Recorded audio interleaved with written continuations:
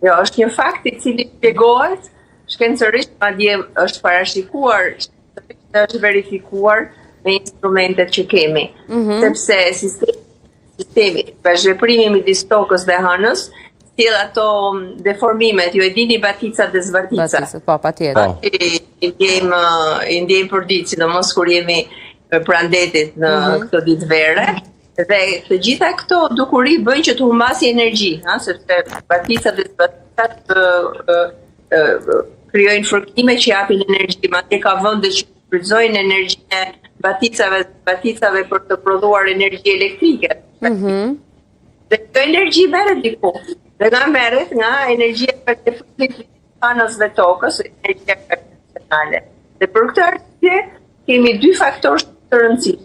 I pari që hëna largohet vit pas viti, dhe dyti që toka e zvogëlon atë periodën, shpejtësinë e rrotullimit rreth vetes. Si ka mundësi kjo ngjarje, Zysha? Sepse është një sistem që humbet energji nga këto fërkime. Siç kur hedhim një tokë në tokë, për shembull, ne hedhim me një energji me një shpejtësi dhe pas pak kohë ai ndalohet, sepse fërkohet me ajrin, fërkohet me tokën dhe humbet energji. Pra ky sistem, ky objekt që mori energji, e humbi energjinë e vet dhe ndryshoi gjendjen nga lëvizja u kthye në prekje.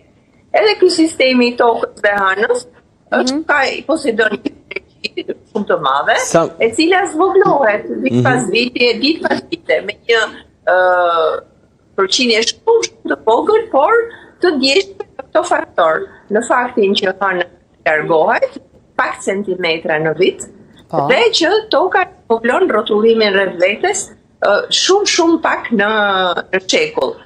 Dhe largimi I hënës është matur, me teknikat që kemi, duke dërguar rrezë në hënë dhe duke matur kohën e kthimit në tokë, ne e gjejmë se sa është distanca, e gjejmë me saksinë e centimetrit. Meqense se shpejtësinë e dritës e njohim me saksi shumë të madhe. Dhe kjo bën që ta provojmë këtë rezultat që ishte I parashikueshëm. Po çfarë tregon kjo, Zysha, për harkun e viteve, pra, për shekuj, për vite, ky largimi I hënës nga toka, edhe nga dalsimi I rrotullimit të tokës rreth vetes, pra, çfarë tregojnë këto si fenomene, çfarë mund të ndodhë në të ardhmen? Janë fenomene që tregojnë që universi është gjithmonë në zhvillim. Për shembull, ky rrotullimi I tokës rreth vetes na intereson, se ju e dini që sekondën, njësinë e matjes të kohës, e kemi deri vonë ka qenë përkufizuar mbi bazën e rrotullimit të tokës të poshtë të vet. Ka qenë përkufizimi I tokës që është 400 pjesë e 21 ditë natë. Dhe duke u ngadalsu koha, duke u ngadalsu kjo ditë nata, duke u rrit, duke u ngadalsu perioda rrotullimit, kjo bën që edhe sekonda të preket. Edhe ka laboratore të akredituara dhe që kanë në tokë, që kanë statusin e institucionit I cili vendos për sekondën dhe I merr në konsiderat këto zvogëlime, domethënë këto ndryshime të sekondës për t'i pasqyruar pastaj në atë komunikimin e përditshëm I cili është bërë kaq I saktë sot saqë duhet edhe të marrë në konsiderat edhe këto ndryshime që janë shumë mas presjes vetore. Kjo është një histori e gjatë. Ju ndoshta para në kohën e dinozaurëve, në fillim, para 600 milion vitesh, toka, domethënë një ditë natë ka qenë rreth 22 orë ose diçka e tillë. 20, sot është 24. Pastaj tekatohet. Edhe hëna largohet. Dikur ka qenë më afër, largohet. Ky është një proces që ka ndodhur gjithmonë, por ne jemi sot aq të ditur edhe aq me teknologji aq të përparuar sa arrim ta masim dhe ta verifikojmë. Patjetër. Po. Ajo që ndikon tek toka, edhe tek njerëzimi, a ka të bëjë ndoshta edhe në mënyrën se si njerëzit, ndoshta kjo vazhdon edhe është vazhdet gjithë historisë, që janë bazuar tek hëna, se si është ajo, është e plot apo jo, është gjysmë, tek të mbjella, tek produkti, tek ajo se çfarë kanë, le të themi, kanë pasur periudhën e tyre të korrjes, ka të bëjë shumë apo jo? Absolutisht.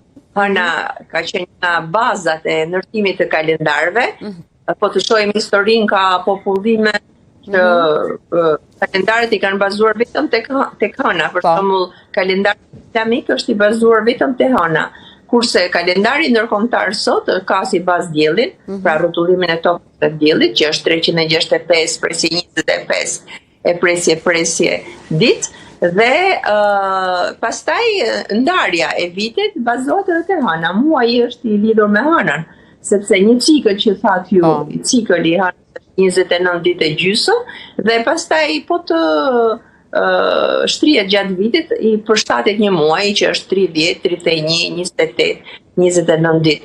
Pra dhe muaji është shumë i rëndësishëm për ne në kalendar, sepse muaji na orienton brenda stinës, ka muaj të ftohtë, muaj të nxehtë. Hëna është, pra hëna ka qenë bashkëpunëtare e njerëzve qysh në linjën e njerëzimit, besohet sot që njihet shumë mirë përbërja e hënës për arsye të gjithë këtyre eksplorimeve dhe vajtjes së njeriut në hënë. Dihet që hëna është formuar në fillimet e sistemit diellor nga një përplasje e tokës me një planet më të vogël, dhe nga kjo përplasje është shkëputur një copë e tokës dhe ka formuar hënën. Pra hëna është, si më thënë, një pjesë e jona, një copë e tokës që është larguar dhe për arsye të gravitacionit ka ndonjë rreth e rrotull. Por hëna përpos ndërtimit kalendarëve është shumë e rëndësishme si objekt shkencor, po të shohësh historinë e formimit të teorive shkencore, teoritë e gravitacionit për shembull, që kanë qenë bazat e fizikës para 3 shekujve, Newtoni e me radhë. Studimet kryesore kanë pas të bazuara në lëvizjet e hënës, sepse ishin lëvizje që mateshin e njiheshin nga që ishin rrituar nga popujt në histori. Kurse sot hëna është kthyer në një objekt shumë interesant edhe shumë të dobishëm për pushtimin e hapësirës, që e dini ju.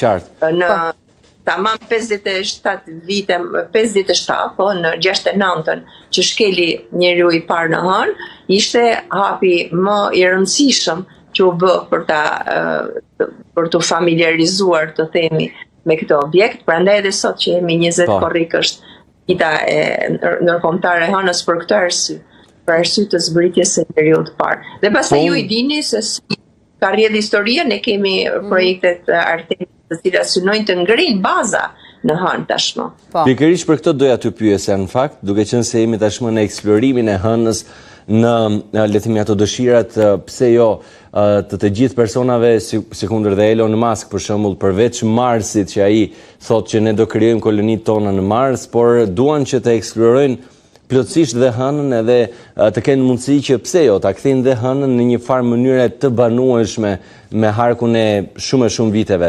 Të paktën këto projekte ju i mendoni që mund të realizohen, ju si eksperte, ju si astrofizikante?